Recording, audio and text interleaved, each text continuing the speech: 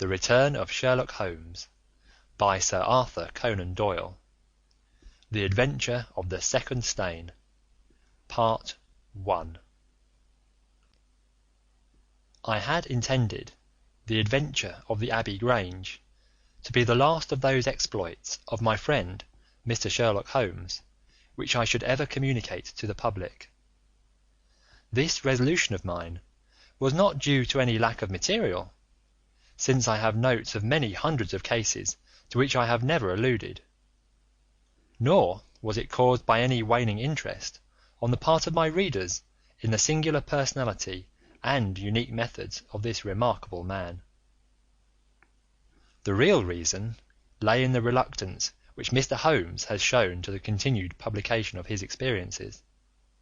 So long as he was in actual professional practice, the records of his successes were of some practical value to him, but since he has definitely retired from London and betaken himself to study and bee farming on the Sussex Downs, notoriety has become hateful to him, and he has peremptorily requested that his wishes in this matter should be strictly observed. It was only upon my representing to him that I had given a promise that The Adventure of the Second Stain should be published when the times were ripe, and pointing out to him that it is only appropriate that this long series of episodes should culminate in the most important international case which he has ever been called upon to handle, that I at last succeeded in obtaining his consent that a carefully guarded account of the incident should at last be laid before the public. If, in telling the story, I seem to be somewhat vague in certain details, the public will readily understand that there is an excellent reason for my reticence. It was then, in a year, and even in a decade that shall be nameless, that upon one Tuesday morning in autumn we found two visitors of European fame within the walls of our humble room in Baker Street. The one, austere, high-nosed, eagle-eyed and dominant, was none other than the illustrious Lord Bellinger, twice Premier of Britain. The other, dark, clear-cut and elegant, hardly yet of middle age, and endowed with every beauty of body and of mind, was the Right Honourable Trelawney Hope, Secretary for European Affairs, and the most rising statesman in the country. They sat side by side upon our paper-littered settee, and it was easy to see from their worn and anxious faces that it was business of the most pressing importance which had brought them.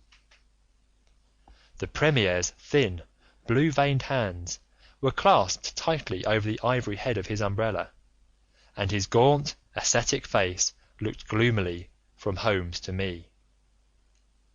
The European Secretary pulled nervously at his moustache, and fidgeted with the seals of his watch-chain.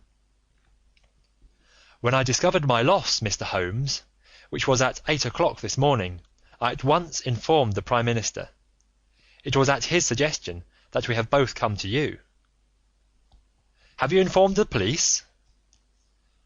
"No, sir," said the Prime Minister, with the quick, decisive manner for which he was famous.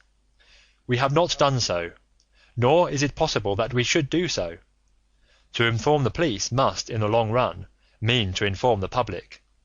This is what we particularly desire to avoid." "And why, sir?" "Because the document in question is of such immense importance that its publication might very easily, I might almost say probably, lead to European complications of the utmost moment. It is not too much to say that peace or war may hang upon the issue. Unless its recovery can be attended with the utmost secrecy, then it may as well not be recovered at all, for all that is aimed at by those who have taken it is that its contents should be generally known." "I understand. Now, Mr. Trelawney Hope, I should be much obliged if you would tell me exactly the circumstances under which this document disappeared." "That can be done in very few words, Mr. Holmes. The letter, for it was a letter..."